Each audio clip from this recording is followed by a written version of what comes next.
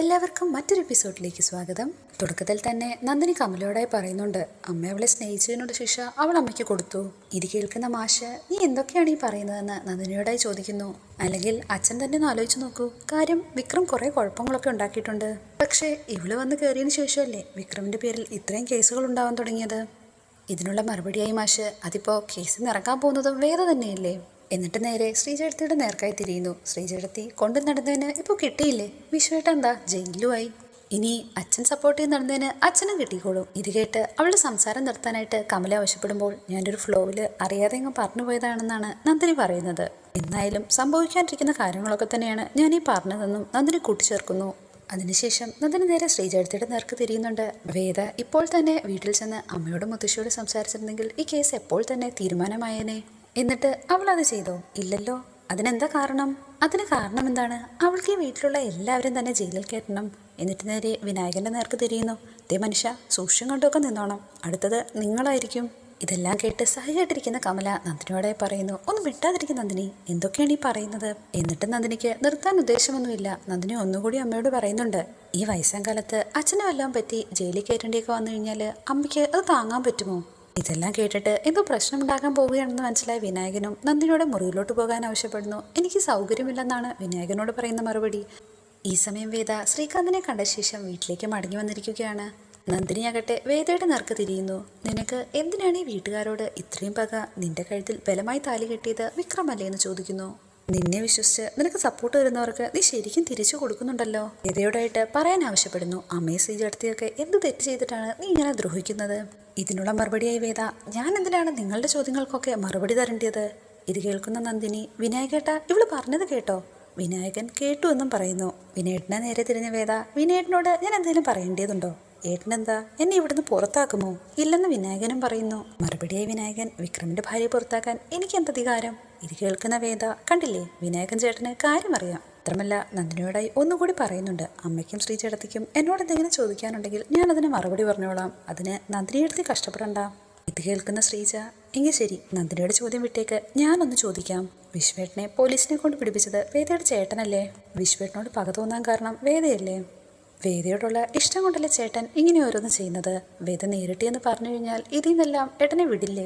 എന്നിട്ട് എന്താ അതൊന്നും ചെയ്യാത്തത്? അതിനുള്ള മറുപടി പറയാനായിട്ട് ആവശ്യപ്പെടുന്നു. ഇത് കേൾക്കുന്ന വേദ, ശ്രീചേട്ടത്തിയോട് എന്താണ് മറുപടി പറയേണ്ടതെന്ന് എനിക്കറിയത്തില്ല. വിശ്വേട്ടനെ ഇങ്ങനൊരു കേസിൽ കുടുക്കിയത് എൻ്റെ ചേട്ടൻ തന്നെയാണ്. പക്ഷേ അത് എന്നോടുള്ള സ്നേഹം കൊണ്ടല്ല, മറിച്ച് അവരുടെ ദുരഭിമാനം കൊണ്ടാണ്. ഞാൻ അവരെ ചെന്ന് കാണാതൊന്നും ഇരുന്നിട്ടില്ല. ഇപ്പം കൂടി അവിടെ നിന്നാണ് വരുന്നത്. പക്ഷേ അവർ ചില തീരുമാനങ്ങൾ എടുത്തിട്ടാണ് മുൻപോട്ട് പോകുന്നത്. അതുകൊണ്ട് തന്നെ ഞാനും ചില തീരുമാനങ്ങൾ എടുത്തിട്ടുണ്ട്. അതിപ്പോൾ എങ്ങനെയാണ് നടപ്പാക്കേണ്ടതെന്നാണ് ഞാൻ ആലോചിക്കുന്നത്. വിശ്വേട്ടന് ഉറപ്പായിട്ടും പുറത്തു വരും. അതുമാത്രമേ ഇപ്പോൾ എനിക്ക് പറയാൻ കഴിയൂ. വർഷയുമായി സംസാരിച്ചുകൊണ്ടിരിക്കുന്ന ശ്രീകാന്തനോടായി വർഷയൊന്ന് ചോദിക്കുന്നു, ഇങ്ങനെയൊക്കെ ചെയ്തെന്ന് പറഞ്ഞ് അവളുടെ മനസ്സ് മാറുമെന്ന് ഏട്ടന് തോന്നുന്നുണ്ടോ? മറുപടി ശ്രീകാന്ത്, അതിലിപ്പോ എന്താ സംശയം? അവളെ വീട്ടിൽ തുടരുന്നോണ്ടാ ഇതൊക്കെ ഉണ്ടാവുന്നതെന്ന് അവൾക്ക് മനസ്സിലാവത്തില്ലേ? ഇത് കേൾക്കുന്ന വർഷ, അത് കുറ്റബോധമായി തോന്നിയാൽ മാത്രമല്ലേ അങ്ങനെ ചിന്തിക്കൂ, മറിച്ച് അവൾക്കും വാശി കയറിയാലോ. മറുപടിയായി ശ്രീകാന്ത്, തുടർച്ചയായിട്ട് അവൾ കാരണം ഒരു കുടുംബമില്ലാതാവുമ്പോഴത്തേന് ആ കുടുംബത്തിനും അവളെ വേണ്ടാതായാലോ? ഇനി ഒന്നും ഉണ്ടായാലും നമ്മുടെ കുടുംബത്തിനെ അപമാനിച്ചതിന് അവരുടെ കുടുംബവും ഇങ്ങനെയൊക്കെ അനുഭവിക്കണ്ടേ? ഇതിന് മറുപടിയായി വർഷ, ആ പറഞ്ഞത് കറക്റ്റാണ്. അപ്പോൾ ഇങ്ങനെയൊക്കെ തന്നെ വേണം. ദർശൻ ഈ സമയം അവരുടെ അടുത്തേക്ക് വരികയാണ്. വർഷേച്ചി, ഞാനും കൂടി അങ്ങോട്ട് വന്നോട്ടെ എന്ന് ചോദിക്കുന്നു. വല്ലോ സീരിയസ് ആയ വർത്തമാനമാണോ? വർത്തമാനം സീരിയസ് ആണെങ്കിലും നീ കേൾക്കുന്നതിൽ വിരോധമില്ലെന്ന് വർഷ പറയുന്നു. ശ്രീകാന്തും ഒരു കാര്യം ചോദിക്കുന്നുണ്ട്, എന്താ ദർശ പതിവില്ലാത്തൊരു നേരത്ത്? മറുപടിയായി ദർശൻ, അത്യാവശ്യമായിട്ടൊരു കാര്യം സംസാരിക്കണമെന്ന് തോന്നി, അതുകൊണ്ടാണ്. ഇത് കേൾക്കുന്ന ശ്രീകാന്ത്, ഓ വേദയുടെ വിളി വന്നിട്ടുണ്ടാകുമായിരിക്കും അല്ലേ? വർഷയും ശ്രീകാന്തിനെ സപ്പോർട്ട് ചെയ്യുന്നുണ്ട്. നിനക്ക് നാണമില്ലല്ലോ ദർശ? അവളുടെ വീട്ടിലെ ആരറസ്റ്റിലായാലും പുറത്തിറക്കണമെന്ന് നിനക്ക് നേർച്ചയുണ്ടോ? മനുഷ്യനായ കുറച്ചൊക്കെ അന്തസ് വേണം. ഇതിനുള്ള മറുപടിയായി ദർശൻ, അത് തന്നെയാണ് എനിക്കും പറയാനായിട്ടുള്ളത്. പകയും പ്രതികാരമൊക്കെ തീർക്കേണ്ടത് മനുഷ്യന്റെ അന്തസ്സിന് ചേരുന്നതാണോ? ഇത് കേൾക്കുന്ന ശ്രീകാന്ത്, പക തീർക്കുകയോ? വേണ്ട, എൻ്റെ മുമ്പിൽ ഒന്നും അടിക്കണ്ടെന്ന് ദർശൻ ആവശ്യപ്പെടുന്നു. പക്ഷേ ഒന്നുണ്ട്, വിശ്വത്തിനെ കള്ളക്കേസിൽ കുടുക്കിയതും അറസ്റ്റ് ചെയ്തതും ഞാൻ തന്നെയാണ്. എൻ്റെ വായിൽ നിന്ന് തന്നെ സത്യം കേട്ട സ്ഥിതിക്ക് നിനക്ക് കോടതിയിൽ എന്താണ് ചെയ്യാൻ പറ്റുന്നതെന്ന് വെച്ചാൽ നീ പോയി ചെയ്തോളൂ. ഇതിന് മറുപടിയായി ദർശൻ, കോടതിയെ പോലും വിശ്വസിപ്പിക്കാൻ തക്കത്തിന് കള്ള തെളിവുകളും സാക്ഷികളും ഉള്ളപ്പോൾ എന്തും ചെയ്യാമെന്നാണോ നിങ്ങളുടെ വിചാരം? ഇത് കേൾക്കുന്ന വർഷയും പറയുന്നു, നീ എന്തിനാണ് അവർക്ക് വേണ്ടി ഞങ്ങളുടെ അടുത്ത വക്കാലത്തിന് വരുന്നത്? പറയുന്ന കേട്ടാ തോന്നും നീയും ആ വീട്ടിലുള്ളതാണെന്ന്. എൻ്റെ അച്ഛൻ തന്നെയാണ് നിന്റെ അച്ഛനെന്ന് നീയും മറക്കണ്ടെന്ന് വർഷ കൂട്ടിച്ചേർക്കുന്നു. ലേച്ചി, ഞാൻ ആ കാര്യം മറന്നിട്ടില്ല. ചില സമയമൊക്കെ ആ കാര്യം ഓർത്ത് ഞാൻ നാണിക്കാറുമുണ്ടെന്ന് ദർശൻ. ദർശനോടായി തട്ടിക്കയറാനൊരുങ്ങുന്ന വർഷയെ തടഞ്ഞുകൊണ്ട് ശ്രീകാന്ത് അവന് പറയാനുള്ളതെല്ലാം വന്ന് പറഞ്ഞിട്ട് പോട്ടെ. അതിനുശേഷം ശ്രീകാന്ത് ദർശനോടായി സംസാരിക്കുന്നു. നോക്കൂ ദർശൻ, ഇതൊരു ഫിനാൻഷ്യൽ കേസാണ്.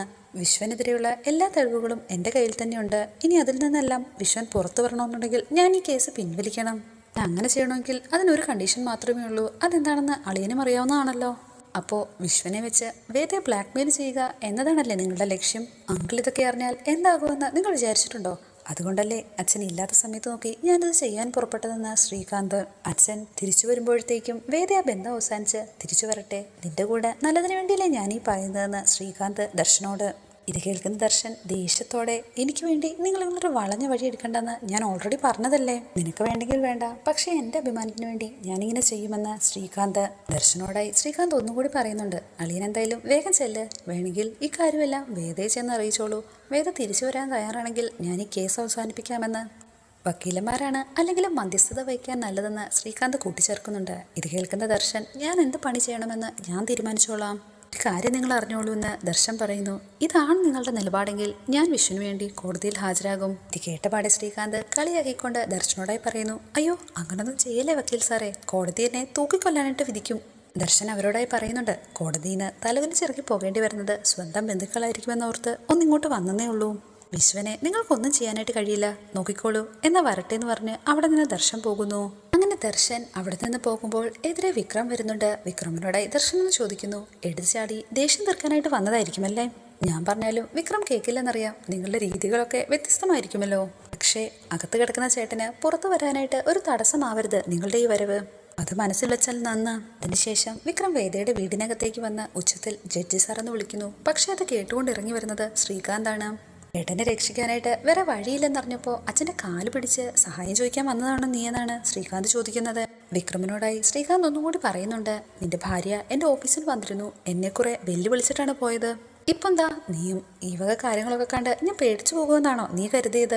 ജയിലിൽ കിടക്കുന്ന നിന്റെ ചേട്ടനെ ആരിറക്കാൻ വിചാരിച്ചാലും നടക്കില്ലെന്നറിയാം. അപ്പോൾ ഇവിടെ കയറി വന്ന് ഭീഷണിപ്പെടുത്താമെന്നാണോ നീ വിചാരിച്ചത്?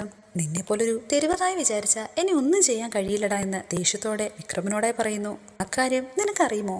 ഇത് കേട്ടപാടെ വിക്രം ശ്രീകാന്തിനെ അടിക്കുന്നു. അടികൊണ്ട് നിലത്ത് വീണ ശ്രീകാന്തിനെ പിടിച്ചെഴുന്നതിന് ശേഷം വിക്രം പറയുന്നു. ഒന്ന് ഞെരിച്ചാൽ തീരാവുന്നതേ ഉള്ളൂ നിങ്ങൾ. നീയാണോ എന്നെ ഭീഷണിപ്പെടുത്താനായിട്ട് നോക്കുന്നത്? ശ്രീകാന്ത് വിക്രമിനോട്, എൻ്റെ കമ്പനിയിൽ ജോലി ചെയ്ത് എന്നെ പറ്റിച്ചിട്ട് ഇപ്പൊ തെറ്റെന്റെ നേർക്കോ? എന്ത് ന്യായമാണിതെന്നാണ് ശ്രീകാന്ത് ചോദിക്കുന്നത്. വിക്രം മറുപടിയായി, ഇത് നീ എനിക്കിട്ടിട്ട് കുരുക്കാന്നറിയാം, പക്ഷെ ചെന്നപ്പെട്ടതോ എൻ്റെ ചേട്ടനും. അതിന് ഏട്ടനെ എങ്ങനെ ഊരിയെടുക്കണമെന്ന് എനിക്കറിയാം.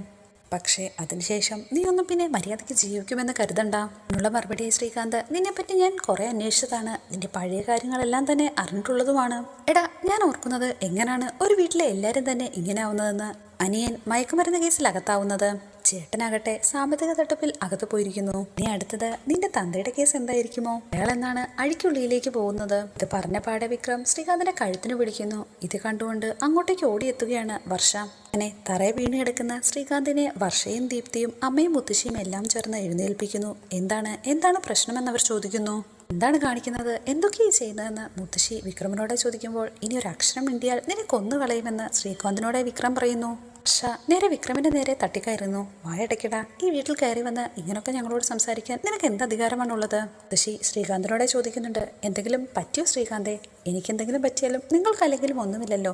അഖില ലോക തെമ്മാടിയായിട്ടുള്ള ഒരു മരുമകനെ കിട്ടിയിട്ടില്ലേ, അത് പോരെ നിങ്ങൾക്ക്? വേദയുടമ്മ ഇപ്പൊ വിക്രമിനോടായി ചോദിക്കുന്നു. എന്താ വിക്രം ഇത്? ഞങ്ങളുടെ വീട്ടിൽ കയറി വന്ന് ഇങ്ങനെയൊക്കെ ചെയ്യാനായിട്ട് ഞങ്ങൾ എന്ത് തെറ്റാണ് ചെയ്തത്? വിക്രം അവർക്കുള്ള മറുപടി പറയുന്നു. എൻ്റെ ഏട്ടനെ കള്ളക്കേസിൽ കുടുക്കി ജയിലിലാക്കിയിരിക്കുകയാണ് നിങ്ങളുടെ മകൻ. ചോദിക്കാനായിട്ട് വന്നപ്പോൾ എൻ്റെ അച്ഛനെ പറയുന്നതും കേട്ട് നിൽക്കണോ ഞാൻ?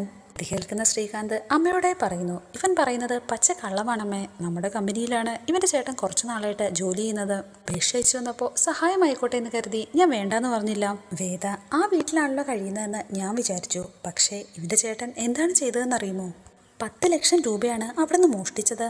കൈയോടെ പിടിച്ച് പോലീസിൽ ഏൽപ്പിച്ചപ്പോൾ ഇവന് പൊള്ളി. അതിന്റെ റിയാക്ഷനാണ് ഈ കാണുന്നതൊക്കെ.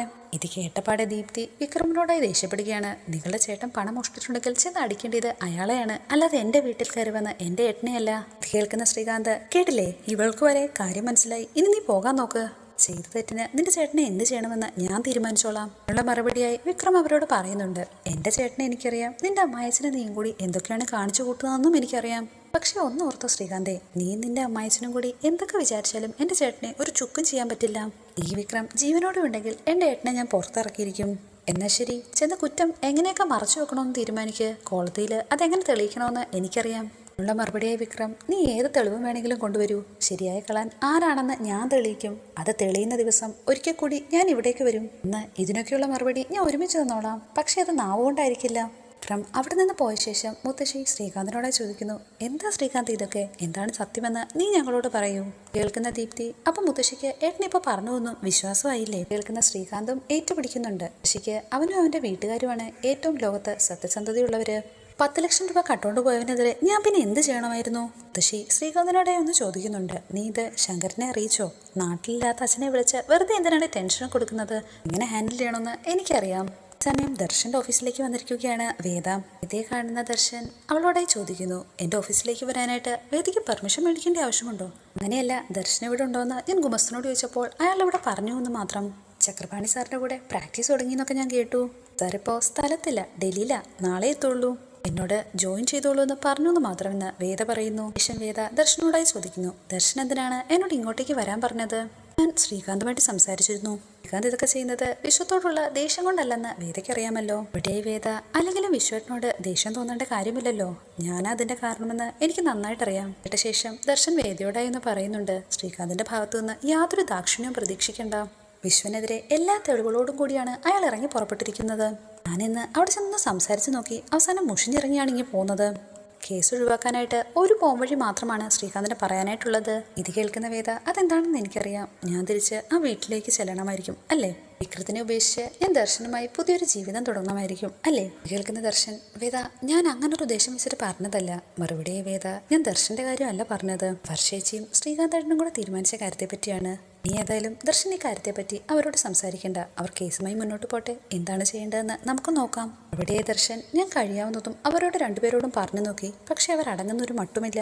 വിശ്വന് വേണ്ടി ഞാൻ കോടതിയിൽ ഹാജരാവുന്നുകൂടി ഭീഷണിപ്പെടുത്തിയിട്ടാണ് അവിടുന്ന് ഇറങ്ങിപ്പോകുന്നത്.